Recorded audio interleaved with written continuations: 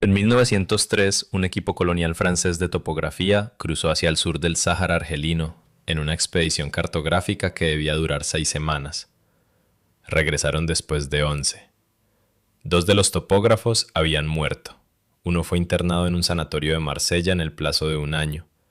Y el informe que presentaron, un documento de 340 páginas con placas fotográficas, cortes geológicos transversales y mediciones dibujadas a mano, se imprimió en una tirada limitada de 200 ejemplares y luego fue retirado discretamente de todas las bibliotecas públicas a las que había sido distribuido.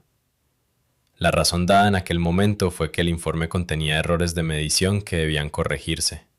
La versión corregida nunca apareció. Lo que los topógrafos habían encontrado, disperso por una zona aproximadamente del tamaño de Bélgica, eran troncos de árboles petrificados. Eso, por sí solo, no era inusual. La madera petrificada existe en todo el Sáhara y ha sido documentada durante siglos. Pero estos eran diferentes. El diámetro del ejemplar más grande que registraron era de 42 metros, es decir, unos 42 metros de ancho. Un solo tronco de árbol más ancho que la mayoría de las manzanas urbanas de París, más ancho que toda la luz del Arco de Triunfo. Y no encontraron uno solo, catalogaron 47. Hoy, casi nadie fuera de un pequeño círculo de investigadores ha oído hablar jamás de esta expedición. Los ejemplares originales están dispersos. Se sabe de 3 que existen en colecciones privadas, y se cree que las fotografías fueron destruidas en un incendio en la biblioteca del Institut Géographique en 1962. Un incendio que, convenientemente, solo dañó la sala de archivos de la época colonial y dejó intactas todas las demás secciones. Esta es la historia de lo que encontraron aquellos topógrafos, de por qué la explicación oficial no tiene ningún sentido científico, y de por qué una expedición olvidada de 1903 podría ser la prueba más importante para una teoría que la historia dominante se niega a reconocer. La teoría de que no somos la primera civilización avanzada que ha caminado sobre este planeta. Si quieren más videos como este, los que investigan las cosas que no encajan en la cronología oficial, suscríbete ahora mismo y activa la campana. Publicamos cada semana investigaciones en profundidad sobre historia prohibida, civilizaciones perdidas e investigación sobre Tartaria. Ahora entremos en materia. Para entender por qué importa la expedición de 1903, tenemos que empezar por lo que realmente es el Sáhara. La imagen que la gente tiene de él, dunas interminables, un desierto que siempre ha sido un desierto, es errónea. El Sáhara fue verde, no hace millones de años, sino dentro de la historia humana. Aproximadamente hace entre 6.000 y 10.000 años, la región que ahora llamamos el Sáhara era una sabana. Había lagos, ríos, bosques. Los hipopótamos vivían en lo que hoy es Argelia Central. Los pastores de ganado dejaron pinturas rupestres que muestran escenas que se parecen más al Serengeti que a la llanura ahogada por el polvo que existe allí hoy. Esto se llama el período húmedo africano. Pero esto es lo que la versión de los libros de texto no explica. Los bosques que murieron en el Sáhara durante aquel período no estaban formados por árboles que pudieran alcanzar 42 metros de diámetro. Los árboles más grandes que crecían en esa región eran acacias, parientes del baobab y varias maderas duras resistentes a la sequía. Ninguno de ellos se acerca ni de lejos al tamaño de lo que documentó la expedición de 1903. El árbol vivo más grande actualmente en la Tierra, el General Sherman en California, mide unos 11 metros de diámetro en la base. Los árboles que documentó Marchand eran, en promedio, de 3 a 4 veces más grandes que cualquier cosa actualmente viva en el planeta. Entonces, ¿qué eran esos árboles? ¿Cuándo crecieron? ¿Y cómo terminaron petrificados, tendidos de forma horizontal a lo largo de una región del tamaño de Bélgica en patrones que, según los propios diagramas de los topógrafos, sugerían que habían sido talados deliberadamente? La expedición estaba dirigida por un hombre llamado Etienne Marchand. Tenía 38 años, era graduado de la École Polytechnique y contaba con una década de experiencia de campo cartografiando territorios coloniales franceses. No era una figura marginal, era un topógrafo duro y riguroso, con reputación de precisión. Su expedición incluía a un geólogo llamado Paul Rinard, a un fotógrafo llamado Henri Vasseur y a un equipo de 12 guías locales reclutados de comunidades tuaregs. Partieron a finales de marzo de 1903. Durante las primeras 3 semanas, la expedición transcurrió exactamente según lo previsto. Las notas de Marchand de este periodo son rutinarias, casi aburridas. Luego, en la mañana del 19 de abril de 1903, uno de los guías tuaregs llevó a Marchand y a Renard a un sitio que los habitantes locales llamaban, en su lengua, el lugar de los gigantes que cayeron. Marchand supuso al principio que se trataba de un cuento popular.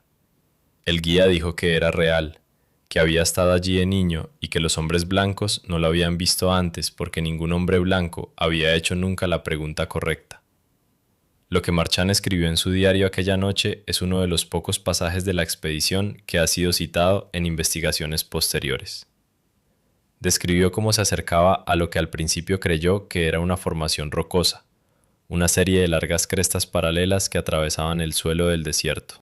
A medida que se acercaba, se dio cuenta de que las crestas eran demasiado uniformes, demasiado rectas, y de que la textura de la superficie era incorrecta. Corteza petrificada, visible en sección transversal, allí donde la formación se había agrietado. Estaba mirando un árbol tendido de lado, parcialmente enterrado en la arena, pero lo bastante expuesto como para que pudiera medirlo. Calculó a pasos el diámetro en la sección más gruesa. Luego hizo que Renard lo midiera de forma independiente. Las dos mediciones coincidieron con una diferencia de menos de 1 metro entre sí. 31 metros de ancho en la base. Ese fue el primero.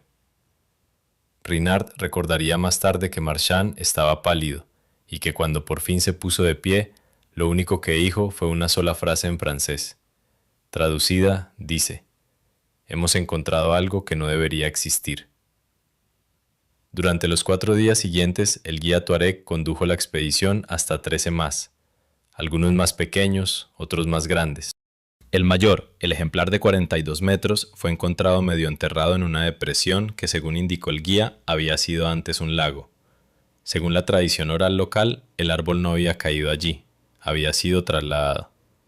El guía le dijo a Marchand que la leyenda era más antigua que cualquiera de las tribus locales, más antigua que el Islam. Su abuelo le había contado que los gigantes que una vez caminaron por el mundo habían usado esos árboles para algo que la gente moderna ya no comprendía. Ahora bien, la lectura escéptica de todo esto es que Marchand estaba delirando, mintiendo o midiendo algo que en realidad no era un árbol. Tal vez se trataba de formaciones rocosas inusuales, tal vez sus mediciones estaban equivocadas. Este es el problema con esa interpretación. Renard, el geólogo, presentó un informe independiente. Su informe coincidía con las mediciones de Marchand. El fotógrafo, Vasseur, tomó placas de las formaciones, y al menos 3 de esas placas fueron reproducidas en la publicación original de 1903, antes de que fuera retirada. 2 de esas reproducciones todavía existen, escaneadas por un investigador llamado Jean-Claude Beaumont, a finales de la década de 1980. Las fotografías muestran lo que parecen ser troncos de árboles petrificados de tamaño enorme, con una figura humana incluida como escala en 2 de las imágenes. La figura apenas es visible, está de pie en la base del tronco y llega aproximadamente a 1/15 de su diámetro. Eso no es una formación rocosa, eso no es un error de medición, eso es un árbol que no debería existir. Entonces, ¿cuál es la explicación de la ciencia dominante para estos objetos?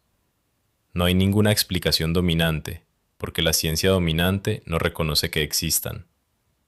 El informe de 1903 fue retirado. Las fotografías fueron destruidas. El sitio ha sido enterrado por las arenas cambiantes, o según los relatos más controvertidos, ha sido cubierto deliberadamente. Existen afirmaciones, no verificadas pero persistentes, de que las autoridades coloniales francesas enviaron una expedición de seguimiento en 1907 con explosivos, y de que aquella expedición destruyó los ejemplares más grandes antes de sellar bajo la arena lo que quedó. ¿Por qué harían eso? La respuesta, si aceptas el marco con el que han estado trabajando los investigadores del campo de Tartaria durante las últimas 2 décadas, es que el descubrimiento no encajaba con la narrativa oficial de la historia humana. Para 1903, esa narrativa ya había sido establecida, codificada, enseñada en universidades y defendida agresivamente contra cualquier evidencia que la contradijera. Para entender por qué esto importa, tenemos que hablar de Tartaria.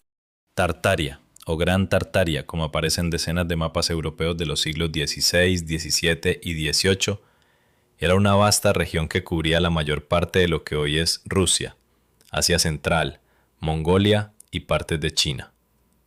La primera edición de la Enciclopedia Británica, publicada en 1771, la describe como el imperio más grande del mundo por superficie terrestre.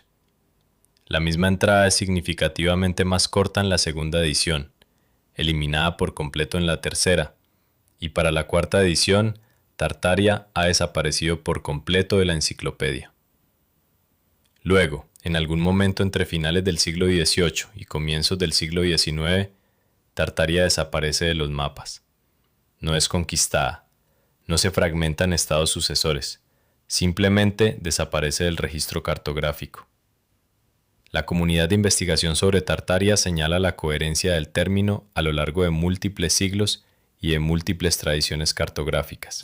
Señala las anomalías arquitectónicas dispersas por el antiguo territorio tartariano, estructuras que parecen ser anteriores a las civilizaciones a las que oficialmente se atribuye su construcción, estructuras cuyos métodos constructivos no coinciden con las capacidades tecnológicas de las poblaciones supuestamente responsables. Aquí es donde entran los árboles petrificados. Si el marco tartariano es correcto y existió una civilización global anterior a la que conocemos, una civilización que fue borrada deliberadamente del registro histórico, entonces la pregunta no es si existen pruebas de esa civilización. La pregunta es dónde han sido ocultadas, suprimidas o destruidas esas pruebas. La expedición del Sáhara de 1903 encaja casi perfectamente en ese patrón. Los árboles que documentó Marchand no eran especies locales del Sáhara. Solo el tamaño ya descarta eso. No existe ningún linaje botánico en el registro fósil africano que produzca árboles de esas dimensiones. Así que, o bien tenemos una especie previamente desconocida que no creció en ningún otro lugar y no dejó ningún otro registro fósil, o bien tenemos algo más extraño. Árboles que no crecieron allí. Árboles que fueron llevados allí.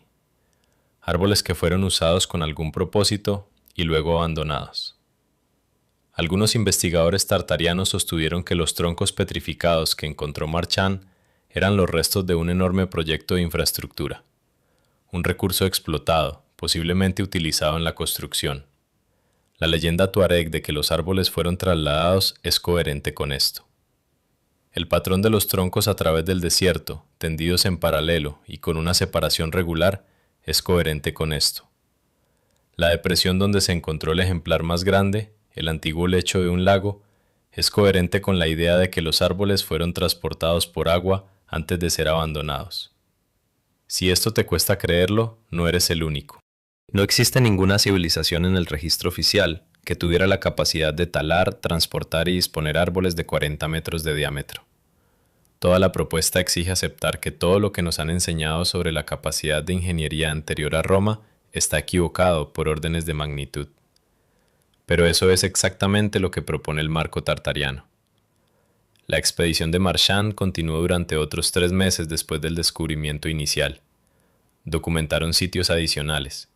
Cartografiaron la distribución de los troncos a lo largo de un área que Marchand estimó en aproximadamente 30.000 kilómetros cuadrados.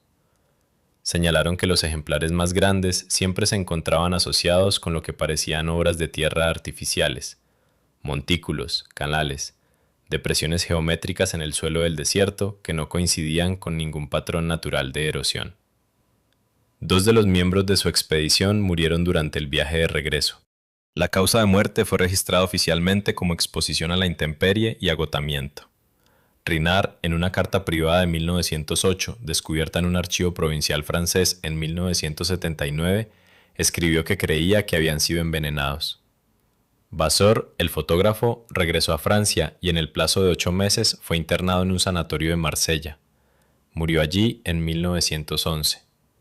Su familia destruyó sus papeles personales después de su muerte, siguiendo las instrucciones de una autoridad que la carta de Renard no nombra. El propio Marchand vivió hasta 1934. Nunca volvió a hablar públicamente de la expedición.